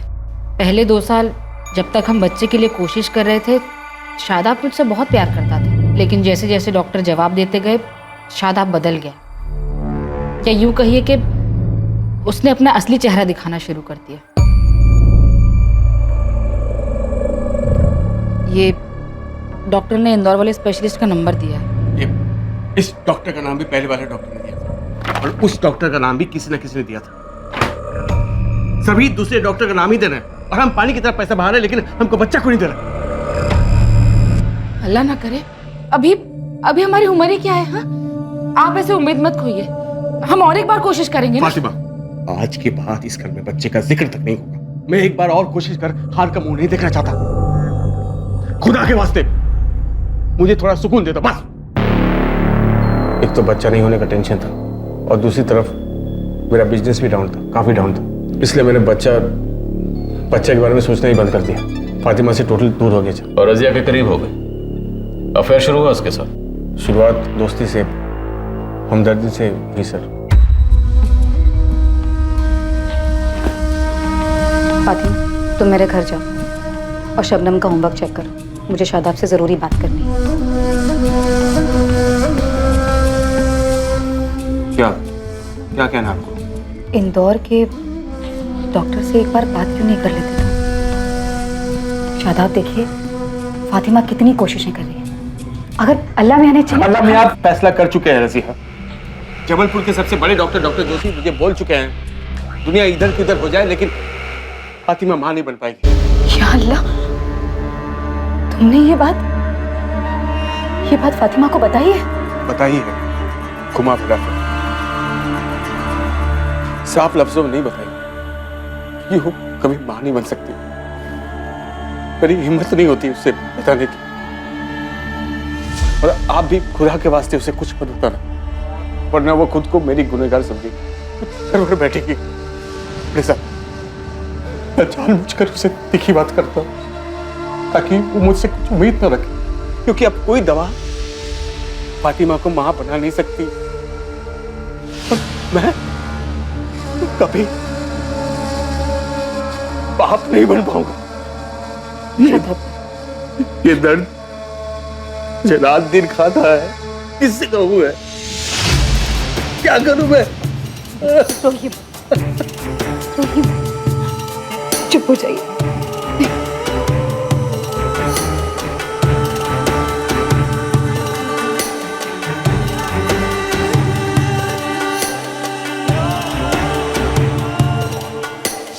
उस दिन हमारे बीच एक कड़ी, एक डोर बंद गई, दोस्ती और हमदर्दी के परे। उसके बाद क्या हुआ? हम मिलने लगे, पहले मोहल्ले के बाहर। और तुम्हें भनक कब लगी? कभी नहीं, मैं तो रजिया को अपनी आपा समझती थी। पकड़े कैसे गए? अफजल ने हमें रंगे हाथ पकड़ लिया।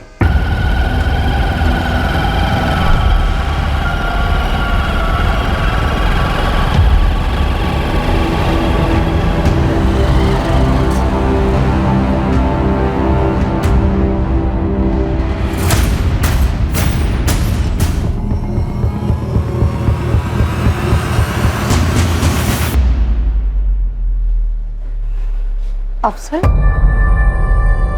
आप आज जल्दी आ गए? देर हो गई, लेकिन तुम कहां से कहां पहुंच गए रज़िया? अफसल, आप क्या बोल रहे हैं? मेरी कुछ समझ में नहीं आ रही।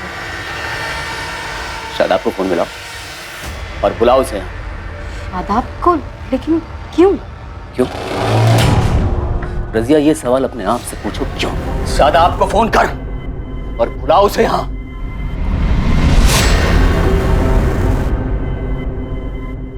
कब हुआ, क्यों हुआ, कहां हुआ, कैसे कैसे हुआ, कुछ नहीं जानना मुझे। बस तुम दोनों कान खोलकर सुन लो, आज के बाद सब नहीं। ये कहानी अभी इसी वक्त खत्म हो जानी चाहिए। अंदर बच्चे हैं मेरे, बड़े हो रहे हैं। अगर उन्हें कुछ पता चल गया या किसी ने कुछ बता दिया ना, तो कसम खुदा की ठीक नहीं होगा। तुम दोनों ने अपना रिश्ता तो तोड़ा नहीं और अफजल को मार दिया। साहब, शादाब और मुझे पता था आप यही सोचेंगे। साहब, आप यकीन करें या ना करें, मैं अफजल को कभी धोखा नहीं देना चाहती थी। ये डायलॉग हफ्ते में कम से कम 2 बार तो हम सुनते हैं रज़िया। कत्ल का प्लान कैसे बनाया वो बताओ। साहब कोई प्लान नहीं बना। अफजल ने मुझे घर में बंद करके रखा था। एक तरीके से ये मेरे लिए अच्छा ही था। मैंने शादाब से पूरी तरह बातचीत बंद कर दी। शादाब ने भी कोई कोशिश नहीं की। अफजल के हमें पकड़ लेने के बाद मैंने और शादाब ने एक दूसरे की तरफ मुड़कर भी नहीं देखा। एक बार अफजल तुम्हारी नजरों के सामने से इस दुनिया से दूर क्या हुआ? तुम और रजिया फिर से पास आ गए, एक हो गए। हम एक जरूर हुए सर, पर अफजल को मारकर नहीं। मैं भला अफजल जैसे अच्छे इंसान का कत्ल क्यों करता? वो बहुत ही अच्छा इंसान था सर। और आप ही बताइए, कौन आदमी अपनी बीवी और पड़ोसी की ऐसी हरकत बर्दाश्त करता? उसने न सिर्फ खुद की और अपने घर की इज्जत का सोचा, बल्कि उसने मेरे खानदान की इज्जत का भी सोचा। इसलिए सर मेरे दिल में उसके लिए बड़ी इज्जत है। अफजल के इंतकाल को एक हफ्ता भी नहीं हुआ कि रजिया और शादाब का अफेयर फिर से शुरू हो गया, और इस बार मैंने दोनों को रंगे हाथों पकड़ा। उसी दिन मैं अपने मायके चली गई और हम दोनों का तलाक हो गया। तुम्हें लगता है कि शादाब ने अफजल को मरवाया? नहीं, मुझे नहीं लगता शादाब इतना गिर सकता, लेकिन वो कहते हैं ना, प्यार में इंसान अंधा हो जाता है। क्या पता इंसानियत भी अंधी हो जाती होगी। अफजल, शादाब और रजिया के बारे में पुलिस ने हर मुमकिन हर छोटी से छोटी जानकारी हासिल की, पर कहीं भी वो कड़ी नहीं मिल पा रही थी जो शादाब और रजिया को अफजल के कत्ल से जोड़े। ये खबरी की टिप से एक अनसुलझे एक्सीडेंट केस को फिर से खोला गया, लेकिन पुलिस के हाथ कुछ नहीं लग रहा था। क्या ये अनसुलझा केस अनसुलझा ही रहने वाला था, या फिर पुलिस के हाथ कोई ऐसा सुराग लगने वाला था जो इस केस को नई दिशा देता?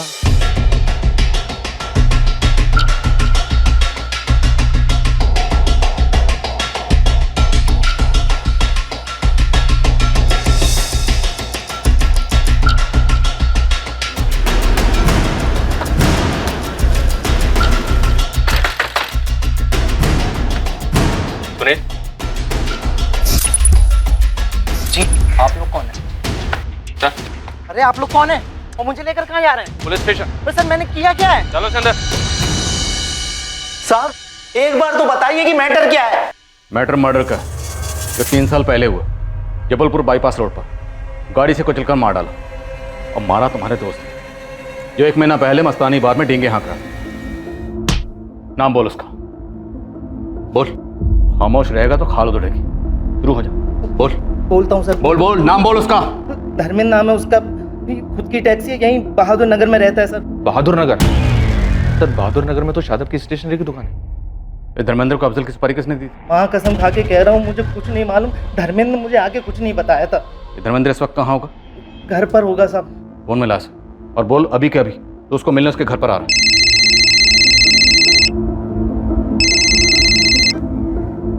हेलो, हाँ सुनील, बोल क्या हुआ? धर्मेंद्र भाई वो बस ऐसे ही फोन किया था। कहाँ हो आप? घर पर ही हूँ, क्या हुआ बोलना। नहीं वो बस मैं सोच रहा था आपसे आकर मिल लूं। हेलो धर्मेंद्र भाई। हाँ सुन रहा हूँ, आजा, मैं घर पर ही हूँ। क्या हुआ अजय? आप अचानक इतने परेशान लग रहे हैं।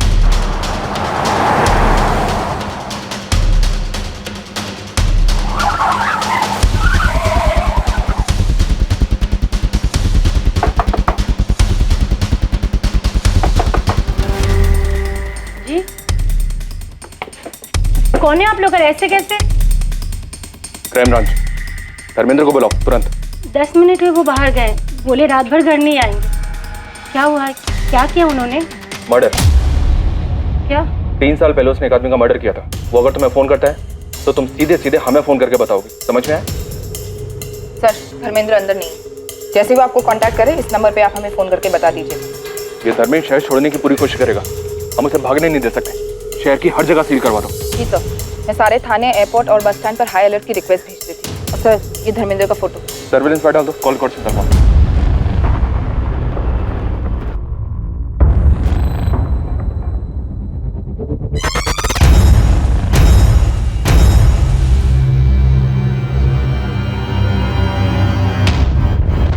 बेड़ा कर खलील भाई, लगता है पुलिस वाले अफजल का केस फिर से खोल रहे हैं। क्या?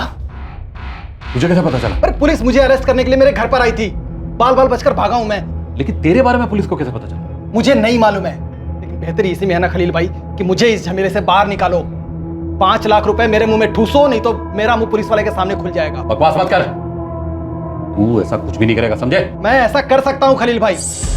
मेरी सुपारी के पैसों में से ना अभी भी 80,000 आप ही के पास है। 4-5 दिनों के लिए तो अंडर करूंगा, तब तक मैं कुछ इंतजाम करता हूँ। 3 दिन मैं फोन करूंगा और पैसे का आप इंतजाम करिए, और अगर नहीं हुआ ना तो पुलिस वाले के पास जाके मैं सब कुछ बोल दूंगा।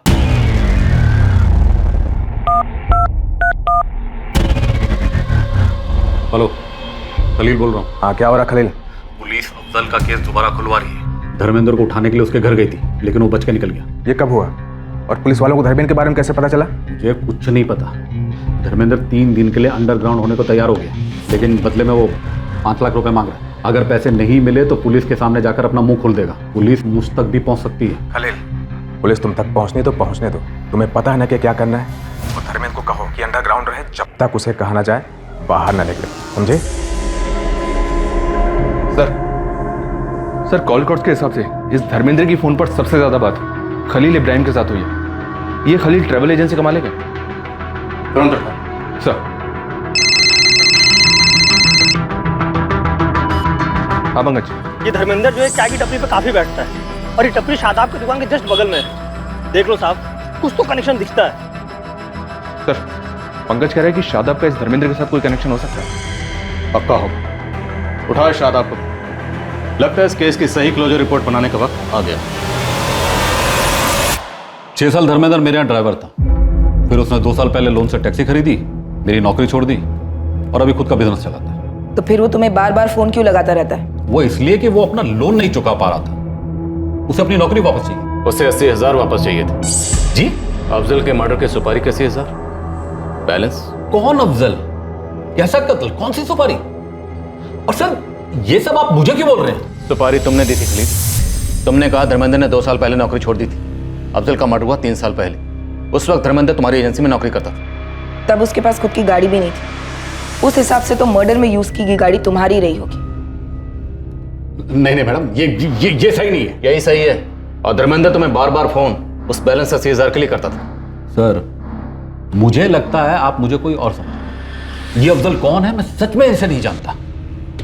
देखिए, आपने जो सवाल किए मैंने उसका सही ईमानदारी से जवाब दिया। अब इसके आगे मैं कुछ नहीं कहना चाहता। मैं बस इतना कहूंगा कि आप लोग मुझ पर बेबुनियाद इल्जाम लगा रहे हैं। ठीक है, जाओ जाओ। हाँ, जाओ। खलील, याद रखना, धर्मेंद्र घर से भागा, तुम नहीं भाग पाओगे। बोल। मैं चाय तक नहीं पीता साहब, मुझे कैसे पता कि चाय की टपरी पे कौन धर्मेंद्र आता है? इस आदमी ने अफजल को अपनी गाड़ी के नीचे कुचल दिया। इस आदमी को मैंने अपने दुकान के आसपास देखा है, चाय की टपरी पर, जैसा आप बोल रहे हैं ना साहब, लेकिन इससे मेरा कोई ताल्लुक नहीं है साहब। मेरा यकीन कीजिए, मेरा अफजल के कत्ल से भी कोई ताल्लुक नहीं है साहब। सर, कॉल रिकॉर्ड्स के हिसाब से धर्मेंद्र, शादाब और रजिया के बीच कोई फोन कनेक्शन नहीं, एक कॉल भी नहीं। शायद ये शादाब सच बोल रहा है। तो खलील के कॉल रिकॉर्ड्स खंगाल, उसका शादाब, रजिया, अफजल किसी के साथ भी कोई कांटेक्ट नहीं रहा है। तो फिर धर्मेंद्र को सुपारी किसने दी? क्योंकि सुपारी तो दी गई। धर्मेंद्र घर से भागा है और इसने झूठ बोलने की हिम्मत नहीं करेगा। ये अफजल शेख कहाँ का रहने वाला? सो जब उसकी पड़ोसी से बात हो रही थी तो वो बोली सरूनी गांव को बिलोंग करता है, पूरी फैमिली वहीं रहती थी, 8 साल पहले शिफ्ट हुए हैं। इस धर्मेंद्र के लिए तलाश जारी है। कमिश्नर, एक टीम लेकर सरोनी गाँव जाए, देखते हैं कि अफजल शेख की मौत के सुराग के गाँव में तो नहीं छुपे।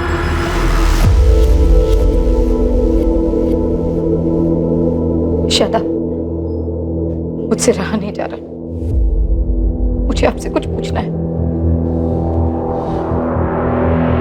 क्या पूछना? क्या आपने अफजल को मरवाया है? क्या तुम्हें वाकई में ऐसा लगता है कि अफजल का कत्ल मैंने करना है? मेरी आंखों में आंखें डालकर अपना सवाल पूछो रज़िया। मेरी तरफ देखो।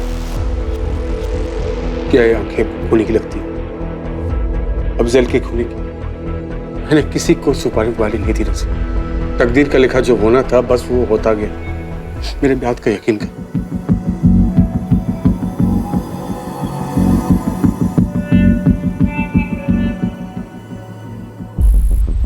ये ज़मीन जिस पर मैं खेती कर रहा हूँ ये दरअसल अफजल भाई की ही है।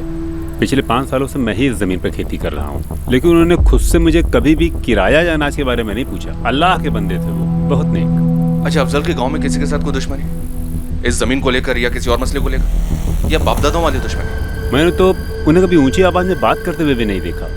अच्छा, इस गांव में अफजल का कोई दोस्त है क्या, कोई खास? जी हाँ, माजिद।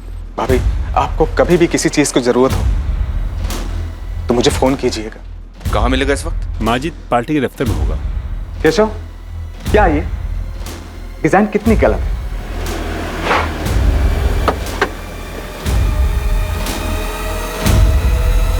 सुनिए जी कहिए। माजिद सिद्दीकी। मैं ही हूँ। आप कौन? अफजल जैसा दोस्त नहीं था, बहुत याद आती है सर। साथ ही पढ़ाई की, साथ ही बड़े हुए थे। यहाँ गांव में अफजल का किसी के साथ कोई झगड़ा, कोई पुरानी दुश्मनी? सर अभी तक तो आपको गांव वालों से मालूम पड़ ही गया होगा। मेरा दोस्त बहुत शरीफ बंदा था, लेकिन जबलपुर में कुछ हुआ हो तो वो मुझे नहीं पता। रजिया के बारे में जानते हो तुम? अफजल की मौत के बाद मैंने रजिया भाभी को फ़ोन किया था। हेलो, अस्सलाम वालेकुम। वालेकुम सलाम। आप कौन बोल रहे हैं? जी मैं शादाब बोल रहा हूँ। ये नंबर तो रजिया भाभी का है ना? जी हाँ, मैं रजिया के शौहर। ओह, रजिया भाभी ने शादी कर ली? मैं आपको बाद में फ़ोन करता हूँ। बस मलाल इस बात का है कि ये फ़ोन रजिया भाभी की तरफ से नहीं आया, पर ठीक है, अल्लाह की ही मर्जी। चलो इसी बहाने कम से कम शबनम और अरमान को बाप का साया तो मिला। लेकिन बेटी शबनम रजिया और शादाब के साथ नहीं रहती। इस बारे में तो मुझे मालूम ही नहीं। क्या अफजल ने आपको कभी रजिया और शादाब के नाजायज रिश्ते के बारे में बताया? नहीं सर, उसने कभी नहीं बताया। और अभी तो आपने कहा कि अफजल आपका जिगरी दोस्त था। हाँ, मुझे तो यही लग रहा था कि मेरा एक अच्छा दोस्त है, पर अब मुझे एहसास हो रहा है सर कि उसने कभी मुझे अपना नहीं माना, पर मेरे लिए वो आज भी दोस्त रहेगा। इस केस की इन्वेस्टिगेशन अब भी अपनी मंजिल से काफी दूर थी। हालांकि पुलिस जानती थी कि अफजल का कत्ल किसने किया था, लेकिन वो ये जानने में अब तक नाकाम रही थी कि अफजल का कातिल आखिर किस शतरंज का मोहरा था। अफजल का कत्ल आखिर क्यों किया गया और इस कत्ल के पीछे की वजह क्या थी? 3 साल पहले आखिर ऐसा क्या हुआ था? क्या पुलिस किसी सुराग तक पहुंचने वाली थी या फिर कोई सुराग पुलिस तक? शबनम, अच्छा किया जो तुम खुद अपना बयान लिखवाने के लिए आई। यकीन मान, छोटी से छोटी जानकारी भी तुम्हारे अब्बू के कातिलों को पकड़ने में हमारी बहुत मदद करेगी। बोलो। अब्बू ने अम्मी और शादाब को रंगे हाथों पकड़ा था। कब हुआ, क्यों हुआ, कहाँ हुआ, कैसे कैसे हुआ, कुछ नहीं जानना मुझे। आज के बाद सब नहीं। फिर उस रात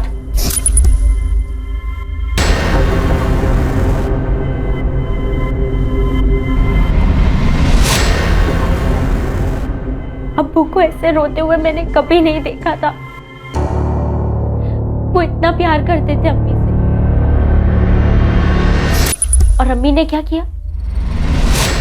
पहले अफेयर, फिर अब्बू के मौत के बाद शादाब से शादी। अम्मी और शादाब को खुश देखा और उनकी खुशी मुझसे देखी नहीं जाती थी, क्योंकि मुझे लगता है उन्होंने ही अब्बू को हटाया अपने रास्ते से।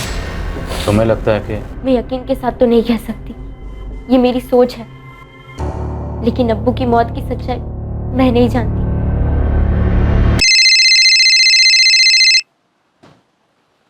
हाँ पंकज, बोल। साहब, आपका बंदा मिल गया। यहाँ इमाम नगर के एक लॉज में छुप के बैठा है। उस पर नजर रख, हमारे।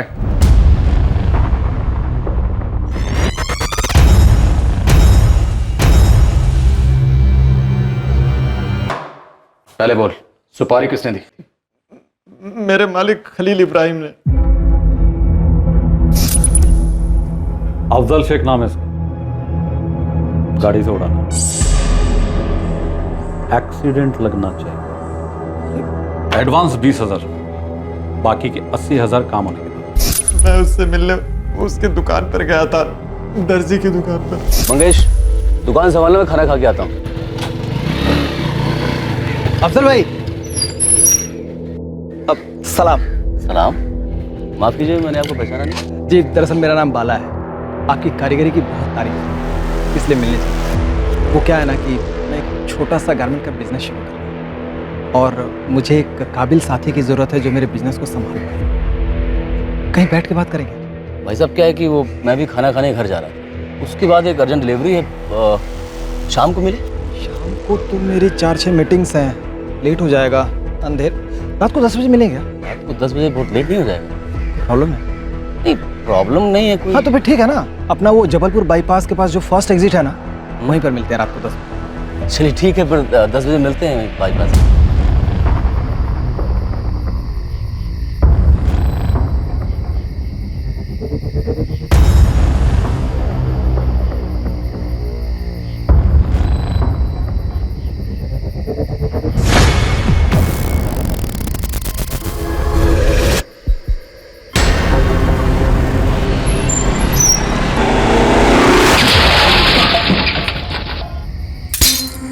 तेरा सेठ खलील अफजल को क्यों मरवाना चाहता था? उसकी अफजल से क्या दुश्मनी थी?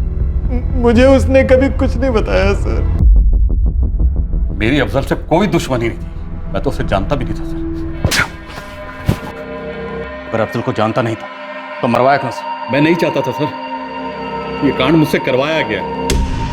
मैं किसी और ने सुपारी थी? हाँ ना मान। मेरे एक दोस्त ने। कौन दोस्त?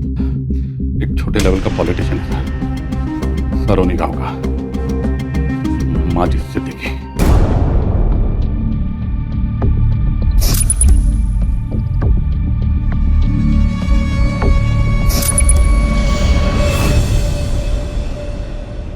अफजल मेरा सबसे अच्छा दोस्त था, शायद इकलौता। लंगोटिया यार थे सर। हम सब कुछ साथ में करते थे। हमने गांव में किराने की दुकान भी खोली, हमारा धंधा चल निकला। अफजल एक दिन बोला कि वो ज़िंदगी में कुछ बड़ा करना चाहता है, तो 2011 में वो जबलपुर के लिए चला गया पार्टनरशिप तोड़ के। बिजनेस टूटा, लेकिन हमारी दोस्ती फिर भी कायम थी सर। गांव वाले मिसालें दिया करते थे हमारी दोस्ती की। जबलपुर जाने के बाद भी हम लोग टच में तो थे, लेकिन पहले जैसे नहीं।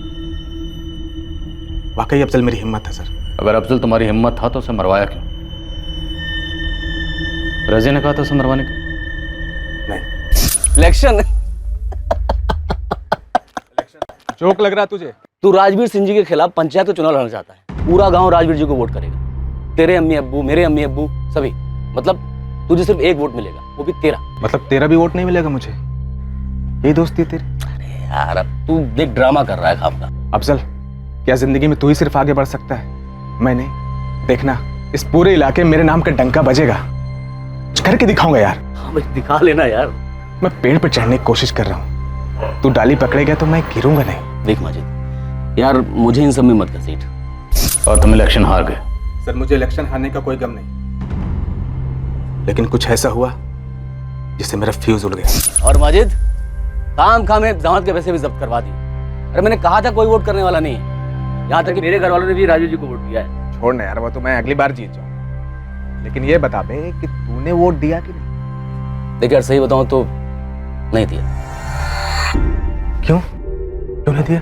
यार बुरा मत मानना, एक पुरानी कहावत है, किसी गधे को अगर नदी किनारे छोड़ दिया जाए तो पानी तो खुद पी लेगा, लेकिन कभी घोड़ा नहीं बोलता। खंजर की तरह चुप गई थी अफजल की बात मेरे दिल में। मेरे लिए इतना बैर, ये बात अटक गई थी मेरे जहन में। मैंने इतना गुस्सा, इतनी नफरत किसी से नहीं की थी जितना मैं अफजल से करने लगा था। मुझे बदला चाहिए था सर। ये बदला तुमने 1 लाख में खरीदा खलील से, जिसे 20,000 में दिलवाया धर्मेंद्र से। माजिद, जो दोस्त मुंह पर सच बोल दे उसके दिल में बैर नहीं होता। बैर अफजल के दिल में नहीं था, बैर तुमने पाल रखा था अपने दिल में अफजल के नाम। माजिद सिद्दीकी को आईपीसी की धारा 302 के तहत गिरफ्तार कर लिया गया है। साथ ही खलील इब्राहिम और धर्मेंद्र कुमार को भी आईपीसी की धारा 302 के तहत गिरफ्तार किया गया है। इस कत्ल की वजह से रजिया का परिवार बिखर गया था और फिर संभला तो पहले जैसा कभी ना हो पाया।